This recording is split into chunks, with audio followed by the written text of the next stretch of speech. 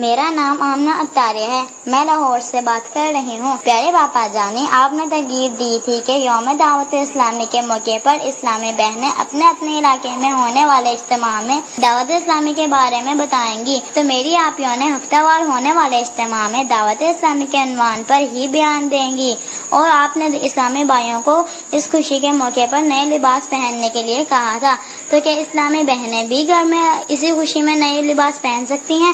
میرے اور میرے گھر والوں کے لیے مغفرت کی دعا فرما دیجیے۔ یا اللہ، یہ میں نے کہا تھا یہ بن گیا ہے۔ میں نے یہ کہا تھا کہ میں پہنوں گا نیا لباس، میں نے اس کا اعلان نہیں کیا کہ سب پہنو، یہ غلط فہمی چل پڑی ہے۔ چلو میرے نصیب کہ سوشل میڈیا والوں کو کام نہ مل جائے۔ تو بہرحال یہ کہ خوشی کے موقع پر آپ کہیں دعوت پہ جاتے ہیں تو اچھا لباس پہنتے ہیں نا، کسی بڑی شخصیت کے پاس جائیں گے تو ذرا سیٹ ہو کر اچھا لباس پہن کر، بلکہ مدنی چینل پر بھی آتے ہیں نا ہمارے نعت خوان، ہے نا، تو انہیں اچھا لباس پہنتے ہیں، کوٹی پہنتے ہیں، ذرا مبلغین کوٹیاں پہنتے ہیں، ہر وقت نہیں پہنتے ہوں گے، یوں پہنتے ہیں نا۔ تو کہیں بھی جگہ پر جا کر خوبصورت لباس یہ وہ آدمی پہنتا ہے، تو یہ میری دعوت اسلامی کا 40 سالہ جشن ہے، یوم دعوت اسلامی، تو میں کیوں اچھا لباس نہ پہنوں؟ نیا لباس سلوانے کا میں نے تو بولا ہوا ہے، انشاءاللہ پہنوں گا۔ میں نے اپنا کہا ہے، سب کو نہیں کہا کہ سب پہنو، ہر ایک تھوڑی افورڈ کر سکتا ہے نیا لباس۔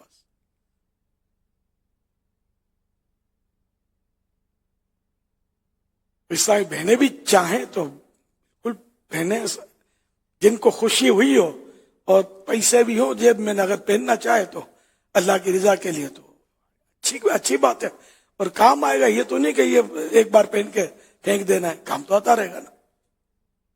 نہ پرانا جو اتارا وہ پھینکنا ہے کسی نے، وہ بھی کام آتا رہے گا۔ تو ویسے بھی ضرورت پر آدمی لباس تو نئے سلواتا ہی ہے نا۔ جشن ولادت میں بھی تو ہم لوگ سلواتے ہی نئے لباس۔ جشن ولادت پر میں ترغیب دیتا ہوں کہ نیا لباس سلوائیں، یہی جو افورڈ کر سکے۔